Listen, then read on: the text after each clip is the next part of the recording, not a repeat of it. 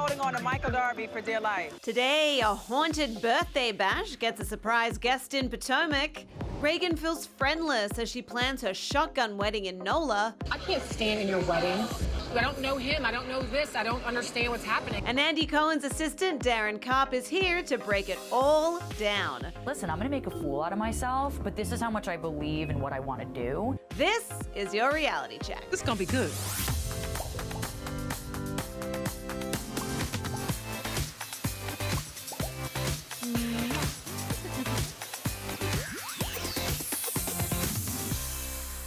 Welcome, everybody. It is a brand new week, and you know what that means? Brand new drama. I'm Lyndsey Rodrigues. Welcome to Reality Check. Today, to help me break down all of the latest from your favorite shows, People writer and reporter Dave Quinn. Dave, welcome back. What's up? Hi. And Andy Cohen's assistant, Daryn Carp. Hi, Dave, guys. welcome. Thank you. So excited to be here. I mean, I have the power couple, the dream team, the A-listers right here to help me break down everything that we have to talk about, which is a lot. Yeah. Yes. Yes, but it is a brand new week, as I already mentioned, and so we have to get the week started off right, and that means top 5. Number 5, Jersey Shore's Mike the Situation's wife Lauren opened up on Saturday about her decision to get a nose job before walking down the aisle. In an extensive Instagram post, she explained that her nose was one of her biggest insecurities and she'd wanted rhinoplasty since she was 15 years old. She wrote, "Once Mike and I began the wedding planning process, I thought of how we would both look in our wedding photos. The thought of the profile shots just didn't sit well with what I was envisioning." As for why she decided to open up about her experience now, Lauren explained that she wanted to be open and honest about facial plastic surgery, writing, "We've come to a point where it seems acceptable to talk about boob jobs, but when it comes to facial, it's still taboo, even in 2019. Do you guys consider that it is taboo in 2019 to talk about facial reconstruction?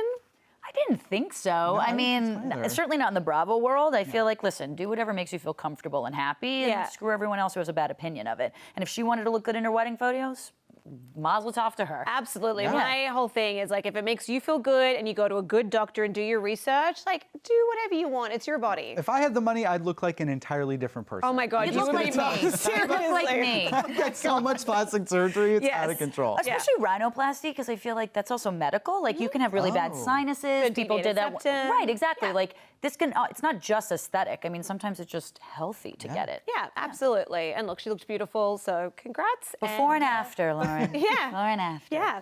Would you guys ever consider doing something so drastic before a big event of your own, a wedding, a birthday, That's a a little presentation? nerve-wracking. That's a risk. Yeah. It reminds me of when Ramona got like that whole facial thing like right before she went on the show. Yep. And then had like bright red face because she had like a major chemical peel. Oh, That's she was like not a Samantha smart in Sex idea. and the City and Carrie's book Don't launch. do that. No. That's a bad idea. Vicky's known to do some of that done stuff that. as well. Yeah, Yeah. probably not a chemical peel, but like maybe a boob job.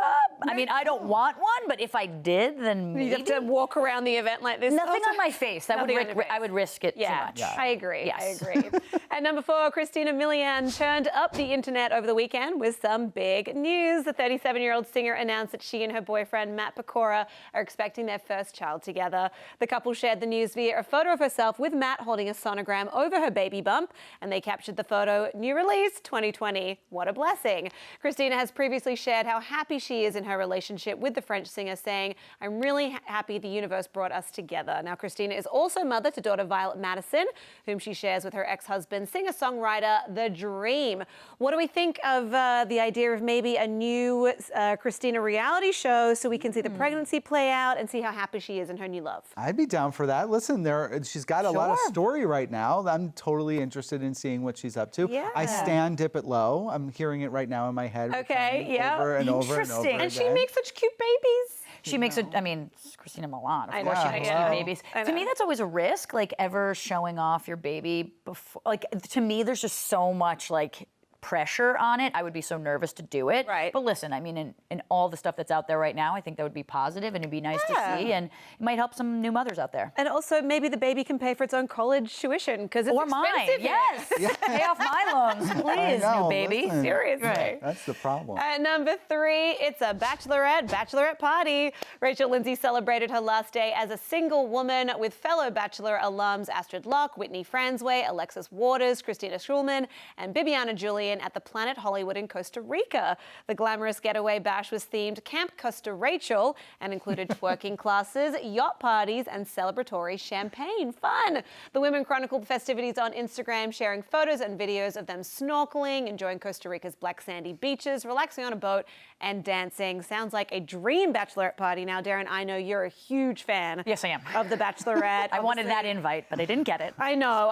But, you know, tonight is part 1 of the Bachelorette finale. What Yes. are some of your predictions? What do you think we're going to see? Is Luke P going to come back one more time? Yeah, and be he's like, I just need more clarity. He's not gonna like let it go. He's just gonna like be holding on to Hannah's hand, I think, for dear life. He probably already has a full sleeve tattoo of her already there. I've never seen anything so desperate from anyone, so I'm here for it. Right. Listen, I think that we're going to get a lot of clarity on Jed, because a lot of things have come out about Jed having a girlfriend before that, and Hannah really wants someone who's authentic. I personally think Tyler might be the new Bachelor. Not Mike. I want it to be Mike so bad, but I just haven't really been seeing that in my ether. Am I wrong? No, do you there's think, I know nothing. But I mean, I'm at like People, so you guys know this more than me. I know absolutely nothing, but I think Mike would be a perfect choice because he's my number very one. handsome, and it's about time. Yeah. And he's got his queens at home, and like he's just a good dude, a good guy all around. So you don't think that she'll pick Tyler then? You think she'll pick who? I think she'll pick. Ooh, I'm torn between Jed and Peter. I want to say Peter because he's just such a good. And they had sex in the windmill twice. Which, how could that? So you know he can keep up. Yeah. Which is very important. Yeah. Yep. I could see her picking Jed though. Okay. Yeah, I could see it. I haven't heard much from him. His social media has been a little bit mum. Well, because his family was getting threats and stuff, so I think he needed to take a time out. Yeah, that being said, the family visit at home, the family didn't seem that keen on her ending up with Jed. So Could not have gone maybe worse. Peter. I'm just so excited for Bachelor in Paradise. It's like my favorite show of the summer. It's gonna happen. Oh. That's good to know. I am so much involved passion. I know, I in live for this. it. So much I would kill to be on the passion. island. You got to come back. You got to Okay. come back. Yeah, and done. follow up. Absolutely. I have my theories. Now, Done. Dave, here's something that I know that you're passionate about. At number 2, Real Housewives of Atlanta star Cynthia Bailey is engaged. God, I love her. She is such a boss. Congratulations are in order for the housewife and sportscaster Mike Hill, who popped the question on Friday with a gorgeous 5-carat princess cut solitaire ring that reportedly cost $85,000. Mike proposed to Cynthia at the grand opening of her new business, the Bailey Wine Cellar, because she is such a boss. She has so many businesses. That's what I love about her. Mike enlisted a little help from his daughters, Kayla and Ashley, as well as Cynthia's daughter, Noelle. This will be the second marriage for both of them. Now, Dave, you broke this story. Can you give us any more information on this exciting news? So it was so sweet because Cynthia had no idea that it was happening, and he worked with somebody to kind of help orchestrate everything. She thought that he was just giving a speech congratulating her for the launch of everything, and instead he was like talking about this idea of proposing to what she thought was the wine cellar, like proposing like to everybody about Proposing how a great it toast. is. Right. And then her daughter Noelle came over to help hand him a bottle that had a question mark on it, and eventually got the ring out. And his kids all gathered together with a sign that said, "Can we be a family, please?" Oh, stop! I'm gonna cry. That's The so heart amazing. underneath. Isn't that so sweet? No one I'm so deserves it happy for more. her. No one deserves She's it more. the sweetest. And a lot of her Real Housewives of Atlanta co-stars were there. We will see this next season. Yay. It was filmed. So we're going to get to see her kind of go through all the emotions around it. Oh, I'm my so happy goodness. for her. Cynthia, mwah, congratulations. I love you Mike. deserve it. I love Mike Hill. Hashtag chill. I Yeah. mean, they're a hot couple, let's They are be a hot real. couple. Yes. And at number 1, the stars of Bravo's Real Housewives franchise are coming clean about getting work done. Portia Williams, Melissa Gorga, Sonia Morgan, Tamra Judge, and Dorinda Medley all featured a new music video for Fiber One. The Bravo stars all appear in matching jumpsuits singing the catchy dance tune while utilizing some of their signature phrases that I'm sure we'll all recognize. Now, Dave, housewives are not new to the music game. No. We have plenty of them who have dabbled in Lots of things songs, from songs, cabaret. Yeah. Who would you like to see release a single or get into the music business next? Both of you, I'd love for you to answer this. Well, I'm here for this, quite frankly. The Pussycat Dolls aren't around, so this is the new Pussycat Dolls in my perspective. I think Candace Dillard should join the group because she can sing from Potomac. That's right. We saw that at her wedding. That would be amazing. That's a good call. And I was really into this. This is the song of summer for me. I am all here for it. I've been listening to it nonstop upstairs. Work done. Amazing. I think it would be really, really weird to see Bethany Frankel come out with a single, but like I would totally love it and I'd be here for it. I live for it. Right? Like it would be Yes. the complete juxtaposition of what we would expect from her. Yeah. I want Sonia to be next, but I feel like Bethany would be just the cherry on top. What of I would love is if Bethany did do that, but then she could actually really sing, and then Luann would be so jealous because they all accused her at the reunion of not being able to sing. You just described the entire plot of That's next it. season. There we go. Exactly. Season 12, we're coming Literally at you. coming That's up. right. All right, well, now it is time for our first break of the day. But when we return, we'll be talking more Potomac and getting into that haunted birthday party and those continued allegations. So make sure you stay tuned. For some reason, they just want to keep coming at you. It's getting old. Every rumor that comes out, you disprove.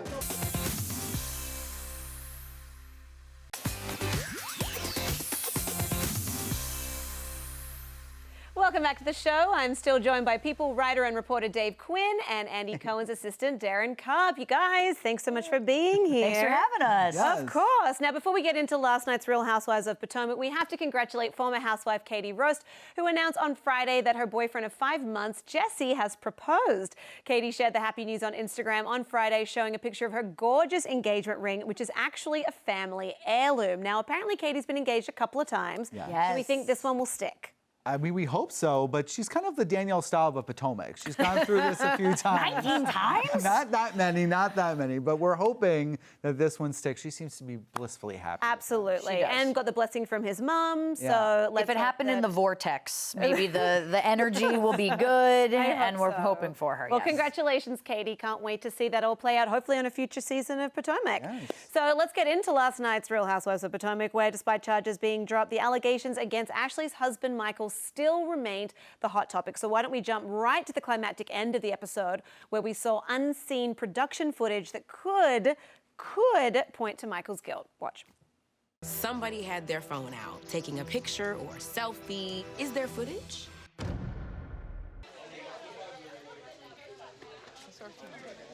Hey, bud. All right. Okay. All right, no problem.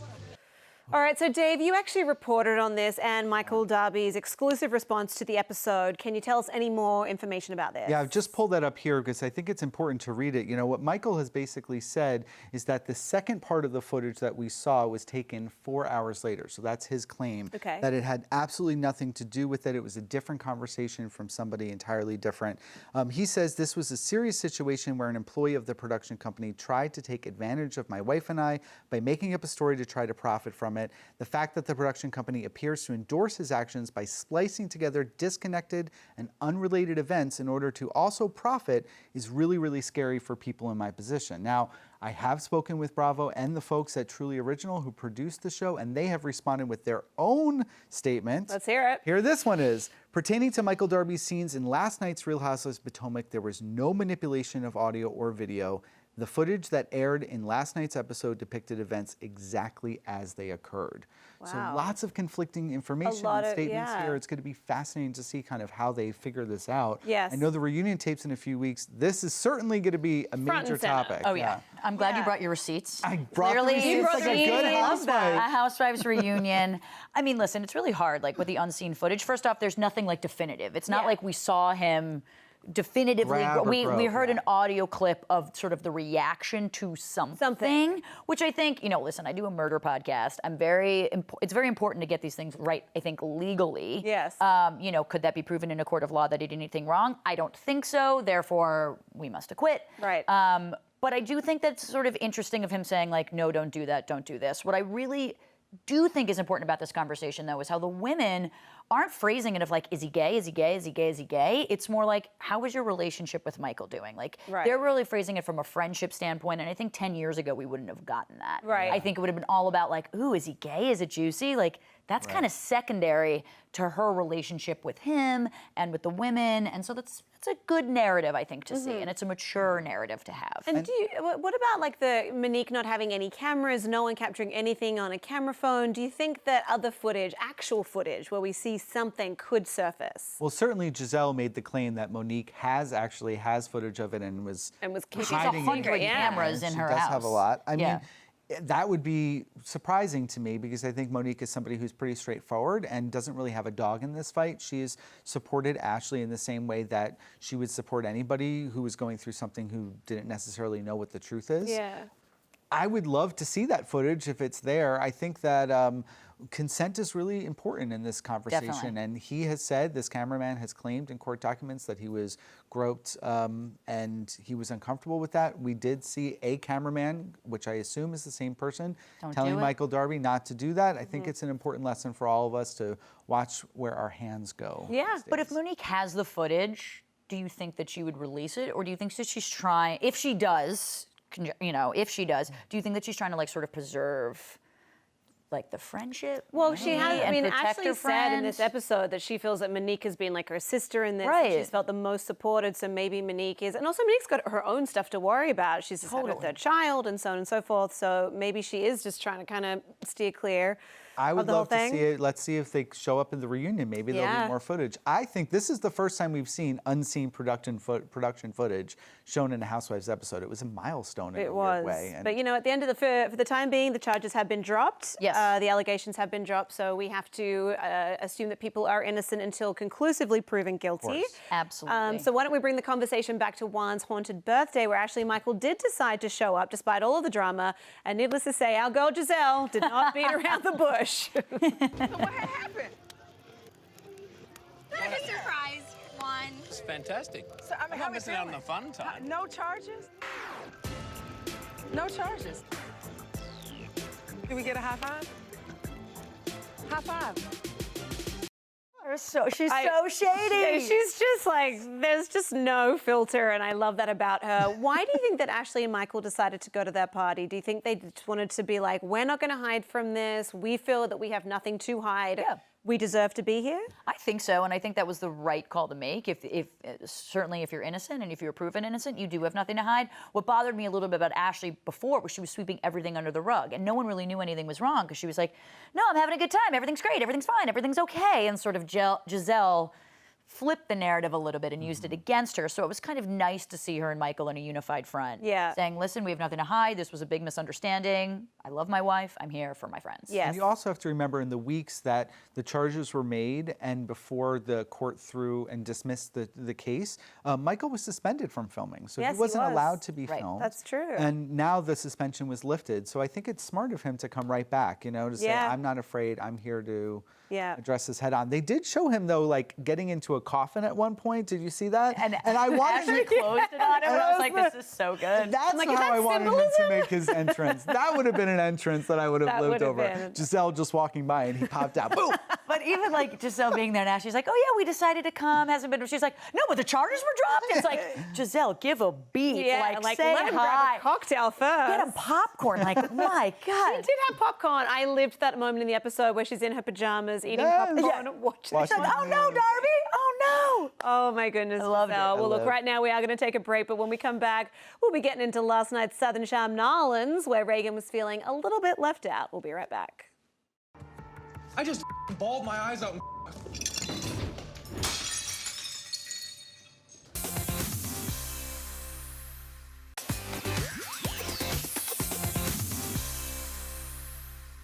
Welcome back to the show. All right, Daryn and Dave, it is now time to head on down south to NOLA to catch up with the Southern Charm crew. They don't talk like that down there. We've seen Tamika and Reagan's friendship really suffering. The former best friends did sit down to hash things out, but Tamika made this shocking statement. I can't stand in your wedding. I don't know him. I don't know this. I don't understand what's happening. I'm like, I don't even know you. I'm sorry. That's all I can say at this point. I'm sorry. So with the wedding only a week away and their friendship so strained, do you think that Tamika is right to not want to be a part of Reagan's big day? I think she's right to question it. Certainly, if you haven't been a good friend, I definitely think, listen, you're asking a lot of someone to be in their wedding, and you need to give a little bit back. Friendship is a two-way street. Yep. That being said, wedding's a week away. I think that you can hash it out post-wedding. Right. And just stand in the wedding and be like, good for pictures. And then and figure it out. You don't want to miss that. Yeah. I'm gonna side with Tamika here though, because like Reagan really did a 180 here. You know, she was like married, she divorced so quickly, and like found this new love and pregnant and gay, I like know, everything. it is all coming so fast. So I think as a good friend, you do step forward and say, "Is everything okay? I don't really know where you are right now." Yeah. Maybe it's the wake-up call that Reagan needed. I mean, Tamika did say that they'll move past it. So do you think that ultimately she will swallow her pride and put everything to the side for the day and just show up and, as you said, maybe hash it out after? Yeah. I think so. It's a pretty big day, and you don't want to look back on that and be like, I missed it because we were. And once you're really good friends at that point, then you're going to feel so bad. And they've been friends for so long, and they've always come back from every argument. Plus, they're filming it. Like, duh, she's going. Right. Yeah, she's going. Exactly. That might be a better point, but I filming think Tamika was upset that everything was happening so fast in Reagan's life that she didn't come to her and confide in her. And I think, she forgot her birthday. She didn't call her on her birthday. And that's justified, right? Because you want me to be, but at the same time, everything was going around. It could have just been bad timing for the friendship at that moment. Yeah, but either way, Tamika, we'll see you at the wedding. Oh, yeah. Next week, the crew is heading to Destin, so that is bound to be interesting. Right now, it's time for one last break, but we will be back with another great moment in reality history.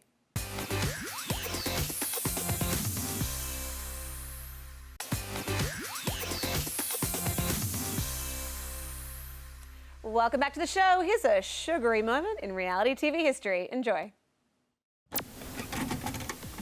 You can come down the runway and look like you've stepped off a rodeo drive like a goddamn supermodel. I will never look like that. True. You'll never be glamour. In this 2011 episode of RuPaul's Drag Race, Shangela and Mimi First are discussing their latest looks when Mimi suddenly accuses Shangela of having a sugar daddy. Boo, just because you got a sugar daddy who pays for everything for you. A claim that Shangela hotly denies. I don't have a sugar daddy, sweetheart. Everything that I've had, I've worked for. While making it crystal clear she could get one if she was so inclined. If I wanted a sugar daddy, yes, I probably could go out and get one because I am what? Sickening. Shangela's sugar daddy rant is one of the greatest moments in reality history, a moment she lands with a splash. Hey, no.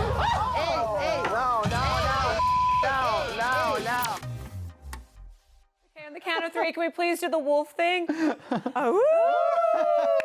I mean, that was a moment. Dave reenacted everything like line for line. I know, you didn't even need to show the clip. You just need to just show Dave like doing this. I know, like, we need to add that to our, not even our live. bloopers. I he live. gasped when the clip came on. Here's the deal, because RuPaul's Drag Race had their show Untucked, which is all the behind-the-scenes footage. It's always so good. I wish that Housewives had an Untucked sort of show that shows them. Sometimes in the reunions, you see them before We'll call it, like, gossiping. behind the knife. Yeah. Or something, you know? All right, today. I like it for a Monday. We did good. We did good. Well, that is all we have time for today, unfortunately. But I want to say a huge thank you to Dave Quinn and Daryn Carp for hanging out all show.